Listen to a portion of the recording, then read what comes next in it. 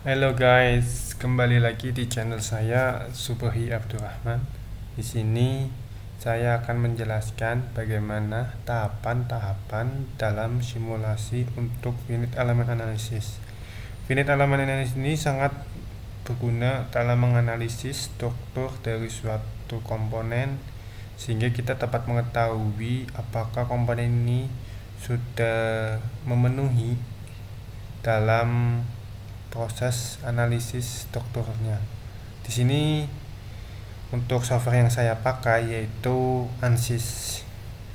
Untuk versinya saya pakai ANSYS versi 18.1. Kita buka softwarenya. Oh ya, sebelumnya saya mau sharing dulu bahwa saya saat ini sedang magang di PT United Tractor Pando Engineering. Di PT United Tractor Engineering ini saya diberi tugas untuk mendesain sebuah bracket untuk mengunci solar panel, rangka solar panel yang akan digunakan untuk sistem hybrid pada tower lamp.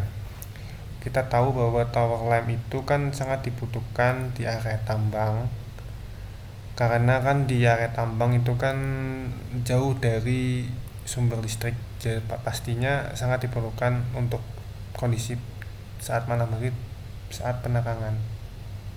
Untuk penerangan, eh, di gambar yang saya tampilkan ini adalah tower lamp yang masih pakai engine generator.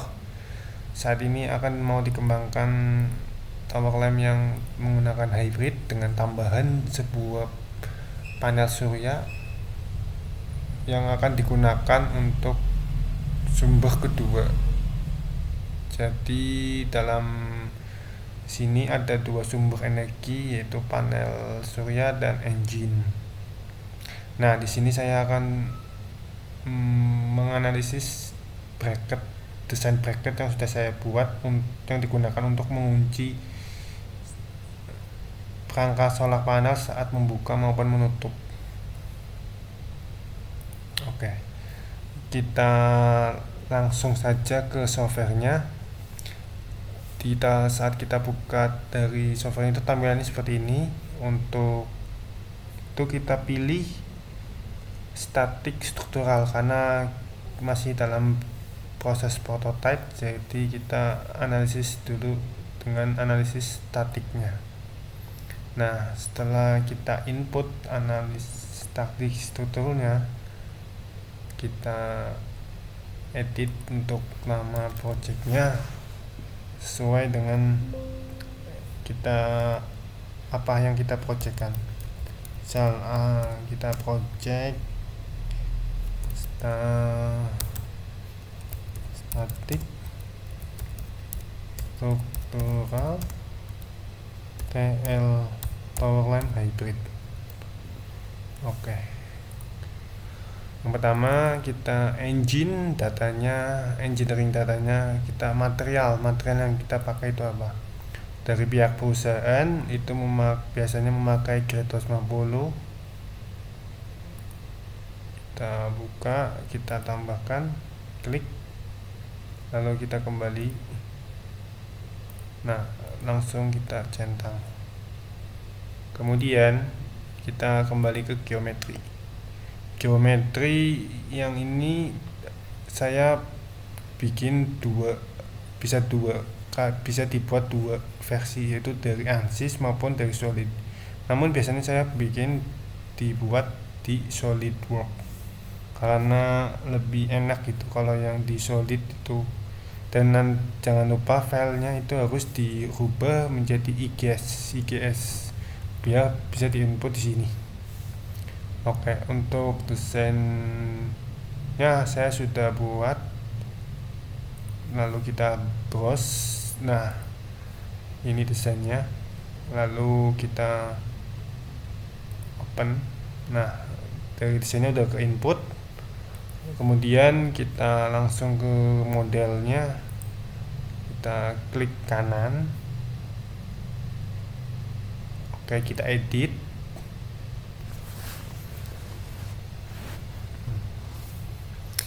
Sebenarnya ini saya sudah mendesain beberapa desain, namun kita akan contohkan satu dulu gimana sih tahapan-tahapan dalam simulasinya. Untuk semua desain itu tahapan simulasi itu sama seperti ini, cuman berbeda geometri saja. Oke.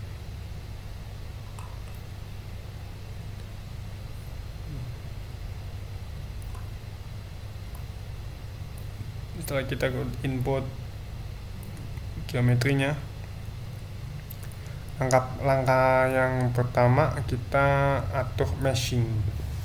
Untuk meshingnya kita atur dari sizing.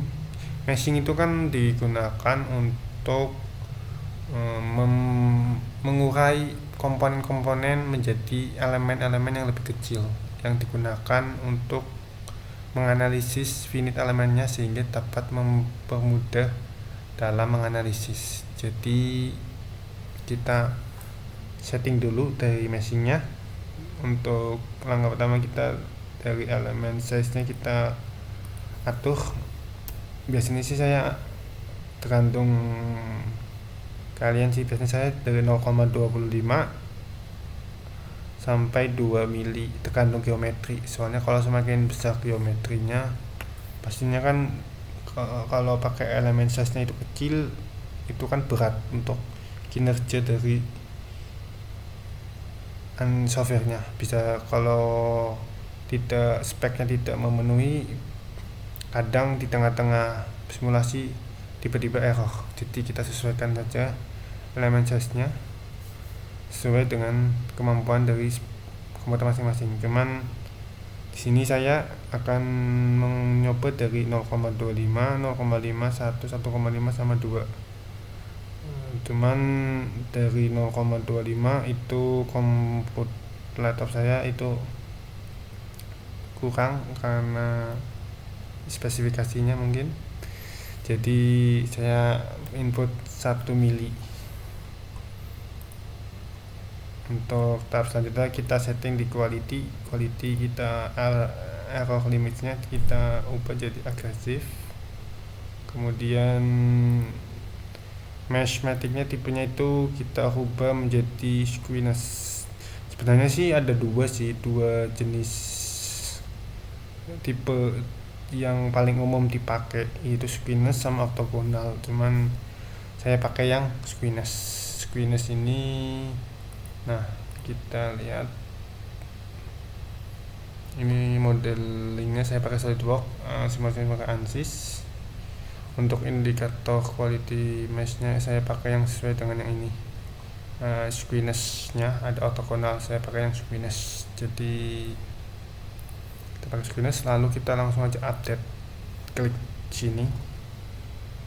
Nah, kita tunggu sampai prosesnya selesai.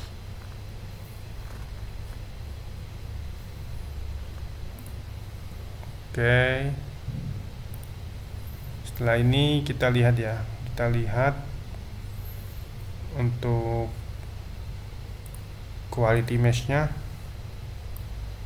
bahwasanya yang paling mendominasi di sini tetrahedral, memakai tip jenis bentuk meshingnya tetrahedral atau prisma segitiga. Paling dominan itu di range 0,38. Untuk 0,38 berarti kan di sini kita lihat di indikator squeeze-nya itu sangat bagus. Kita lihat jumlah elemennya. Jumlah elemen paling mendominasi kan yang ini sesuai dengan diagram. Jadi ini sangat bagus. Sangat very good.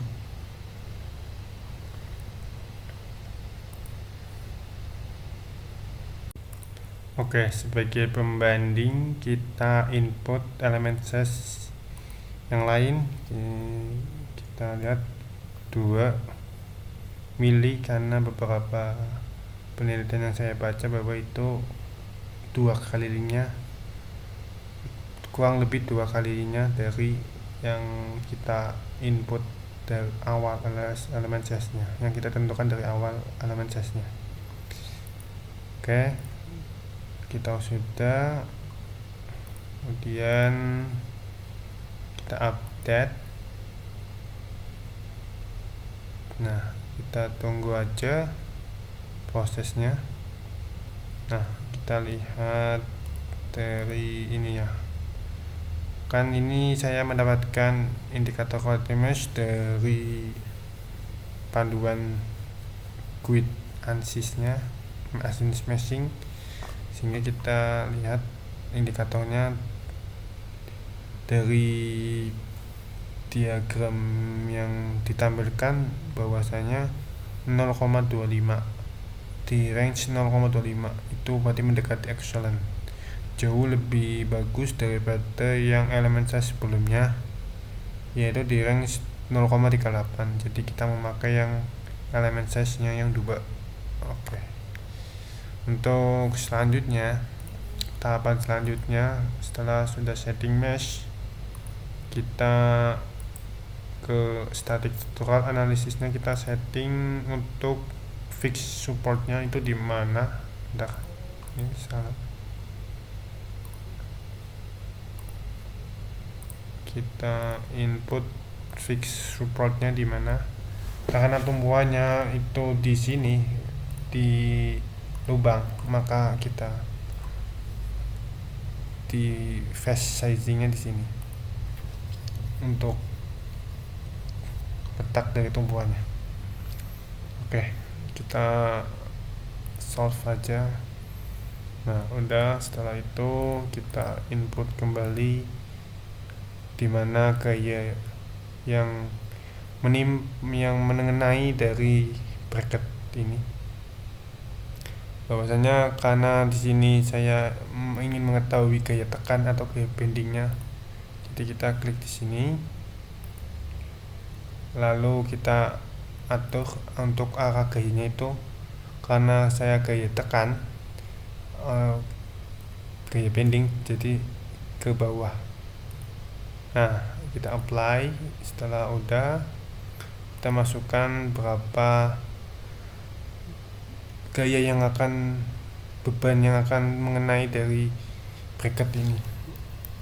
Untuk saya masukkan itu 1650 Newton, dimana 1600 Newton ini saya dapat dari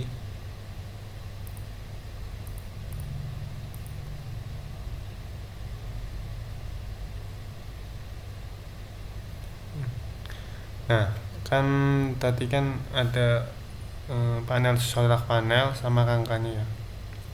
Itu bracket ini kan untuk mengunci itu, jadi ini untuk menahan dari solar panel dan rangkanya. Untuk massa totalnya itu 55 kilo. Untuk bebannya dikali 10 jadi 550 Newton. Namun dari pihak perusahaan itu ada keamanan, yaitu dikali 3-nya. 3 ini mencakup faktor internal maupun eksternal, sehingga kita input dikali 3-nya, dikali 3 beban dari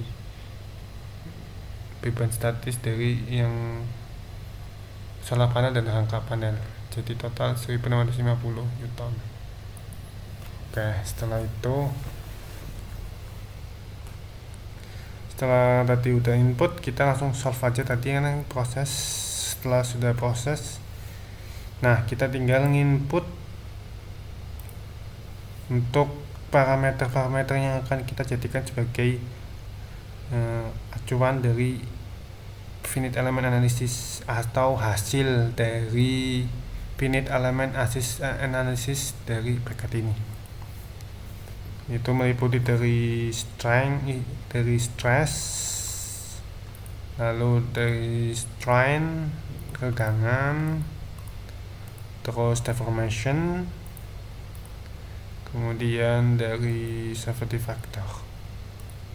Nah, setelah ini sudah kita inputkan di sini, kita solve lagi untuk mengkonfirmasi bahwa ini sudah tercentang, ini artinya sudah selesai proses simulasinya. Simulasinya itu cepat tergantung dari elemen size yang kita input. Selain itu juga dari spesifikasi laptop atau komputer masing-masing. Nah, dari sini kita melihat ini animationnya. Untuk tegangan maksimalnya itu terletak di sebelah sini atau di area sekitar tumpuan dan di dekat lengkungan ini.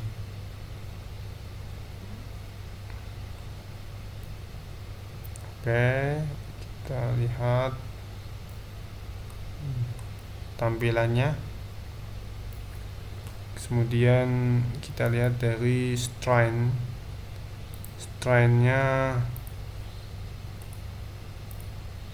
sama di area tumpuan. Terus kita deformation-nya. Oke, ini deformation.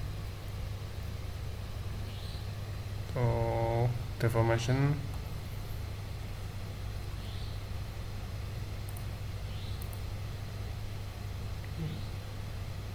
di bagian ujung yang paling maksimal. Oke, kita lihat dari severity factor. Severity factornya itu 1,56 itu di bagian yang sini. Itu memenuhi bagus. Kenapa dikatakan bagus? Karena kan ini kan geometrinya itu tidak terlalu besar. Jadi kita memakai severity factor dari range 1,25 sampai sekitar 1,5. Ini masih aman lah, masih aman. Soalnya kalau semakin terlalu tinggi cuman geometrinya itu lebih sederhana atau lebih kecil, itu perlu dipertimbangkan. Kenapa?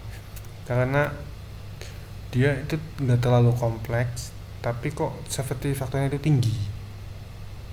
Kalau yang severity factor yang tinggi itu biasanya digunakan untuk analisis dari yang lebih kompleks atau semacam sistem gitu. Jadi untuk yang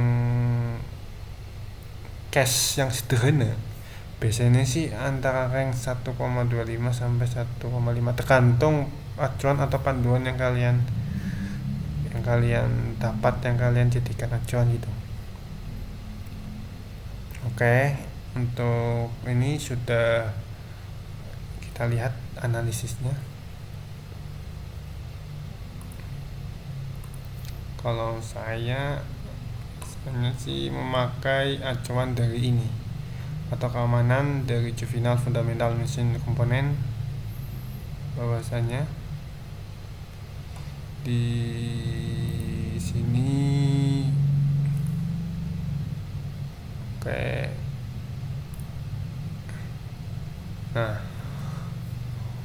rekomendasinya 1,5 sampai 0,5 tambahkan akurat, bebannya pasti. Tapi ini kembali lagi ya, tadi kan geometri itu sangat menentukan juga. Kalau kompleks dan bentuknya itu lebih kayak sistem, itu pakai yang severity factor tinggi. Kenapa? Karena dia kan lebih kompleks, otomatis data yang diambil itu kan masih lebih banyak. Sedangkan kalau yang komponennya yang sederhana itu severity factornya itu diusahakan jangan terlalu tinggi. Ya sesuai dengan standar dari yang perusahaan atau yang sumber kalian yang dapat dari penelitian atau jurnal itu. Oke, untuk tadi kan udah disimulasikan salah satu bracket. Nah, di sini saya ada beberapa desain bracket yang sudah saya buat. Seperti ini. Nah, di situ ada dalam pemilihan desain itu ada kriteria desain yang saya buat. Ini yang pertama dari segi geometri, kekuatan, material, proses produksi, ekonomi, safety ini bukan dalam safety factor itu masuk ke kekuatan. Untuk rancangan desain ini, posisi membuka ini maksudnya itu bracket ini digunakan untuk mengunci saat solar panel dalam kondisi membuka yang nih, saat membuka seperti ini, ininya membuka. Nanti kalau saat posisi menutup,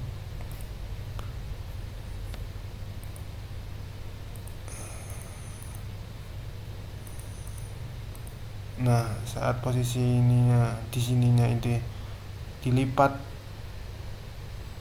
menutup, nanti di sini ada kita kunci bagian itu untuk mengunci dari solar panel ini agar tidak berbenturan satu sama lain atau tidak seimbang. Nah, kita kembali lagi ke desainnya. Ada beberapa desain yang saya bikin, kriterianya itu dari geometri, kekuatannya, materialnya, proses produksinya, ekonomis, dan sepertinya. Untuk desain-desainnya, geometrinya seperti tadi, tahap-tahapan simulasinya. Untuk yield strength-nya itu 250 MPa megapascal.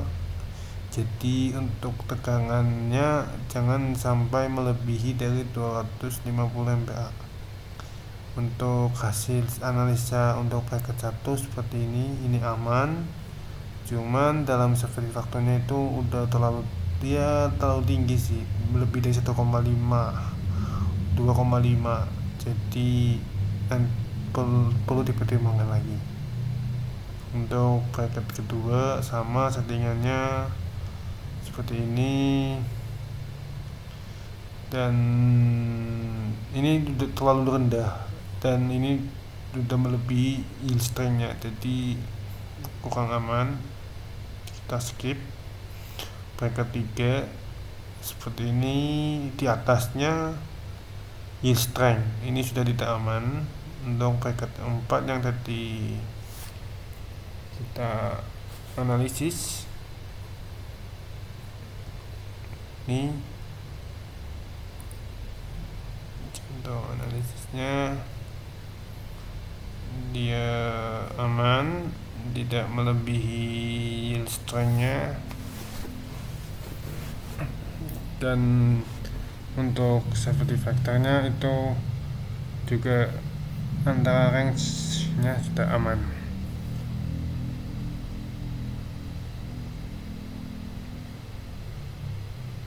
Ini bracket 5, ini sudah terlalu tinggi.